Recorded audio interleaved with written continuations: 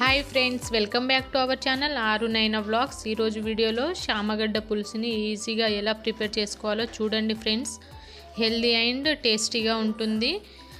చాలామంది జిగురుగా ఉంటుందని తినడానికి ఇష్టపడరు, కానీ నేను ఒక టిప్ చెప్తాను. వీడియో స్కిప్ చేయకుండా ఎండ్ వరకు చూడండి.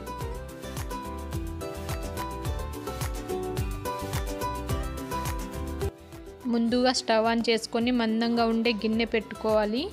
అందులోకి 2 to 3 స్పూన్స్ ఆయిల్ వేసుకున్న తర్వాత పోపు దినుసులు అలాగే కరివేపాకు వేసి అవి బాగా వేగాక అందులోకి 1/2 కప్ కట్ చేసుకున్న వెల్లుల్లిపాయలను అలాగే 1/2 స్పూన్ హింగువను వేసి కలుపుకోవాలి. హింగువ వేయడం వల్ల టేస్ట్ అనేది చాలా బాగుంటుంది.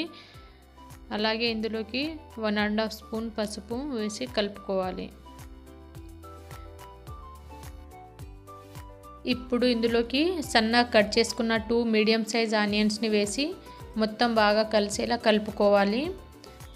ఇప్పుడు ముందే ఉడకబెట్టి కట్ చేసుకున్న శామగడ్డల్ని ఇందులో వేసి కలుపుకోవాలి. శామగడ్డల్ని బాగా క్లీన్ చేసుకున్న తర్వాత వాటిని ఒక కుక్కర్లో వేసి అవి మునిగేంత వరకు వాటర్ పోసి 2 to 3 విజిల్స్ వచ్చే వరకు ఉడకబెట్టుకోవాలి.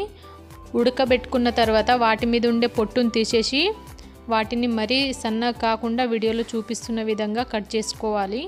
కట్ చేసుకున్న తర్వాత శామగడ్డల్ని ఒకసారి వాష్ చేసుకోవాలి. అలా అయితే మనకు జిగురు అనేది రాదు. చాలామంది కట్ చేసుకున్న తర్వాత డైరెక్ట్గా వేసేస్తుంటారు, అందుకే వాళ్ళకి జిగురు అనేది కనిపిస్తుంది. అలా కాకుండా ఒకసారి వాష్ చేసి వేసుకోండి, మీకు డిఫరెన్స్ అనేది తెలుస్తుంది. ఈ శామగడ్డ ముక్కలు ఆయిల్లో ఫ్రై అయ్యేలోపు మనం పెద్ద నిమ్మకాయ సైజ్ అంత ఉండే చింతపండుని తీసుకొని నానబెట్టుకోవాలి. నానిన తర్వాత అందులో ఉండే గుజ్జును తీసుకొని ఒక సైడ్కి పెట్టుకోవాలి.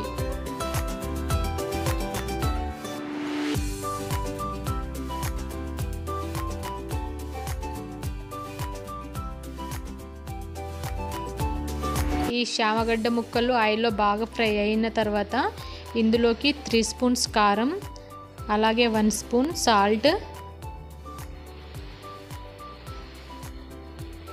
1 స్పూన్ ధనియా జీరా పౌడర్ వేసుకోవాలి.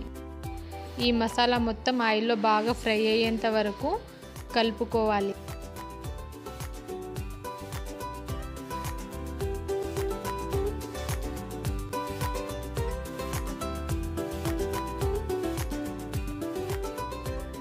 ఈ మసాలా మొత్తం ఫ్రై అయిన తర్వాత ఇందులోకి మనం సైడ్కి పెట్టుకున్న చింతపండు గుజ్జు వేసుకొని పులుపుకు తగ్గట్టు మరికొన్ని వాటర్ని పోసి మొత్తం బాగా కలిసేలా కలుపుకోవాలి.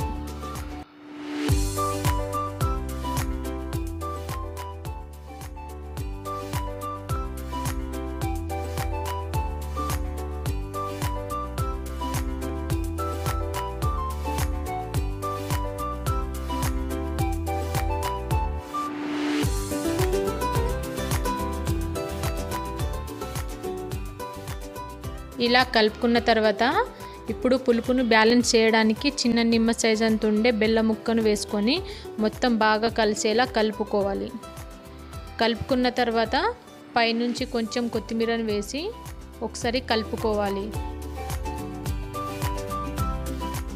ఇలా కలుపుకున్న తర్వాత పులుసు అనేది చిక్కబడేంత వరకు ఉడికించుకోవాలి.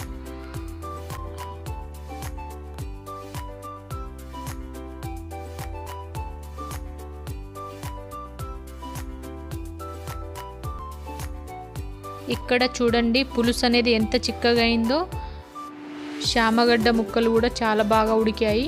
ఈ విధంగా ఉడికిన తర్వాత వేరొక గిన్నెలోకి ట్రాన్స్ఫర్ చేసుకొని అన్నంలోకైనా చపాతీకైనా చాలా టేస్టీగా ఉంటుంది. ఖచ్చితంగా ట్రై చేయండి ఫ్రెండ్స్. చూడండి జిగురు అనేది అసలుకే కనిపించడం లేదు కదా. ఖచ్చితంగా కట్ చేసుకున్న తర్వాత వాష్ చేయడం మర్చిపోకండి. ఇప్పటి వరకు నాకు సపోర్ట్ చేసిన వాళ్ళందరికీ థ్యాంక్ యూ సో మచ్. అలాగే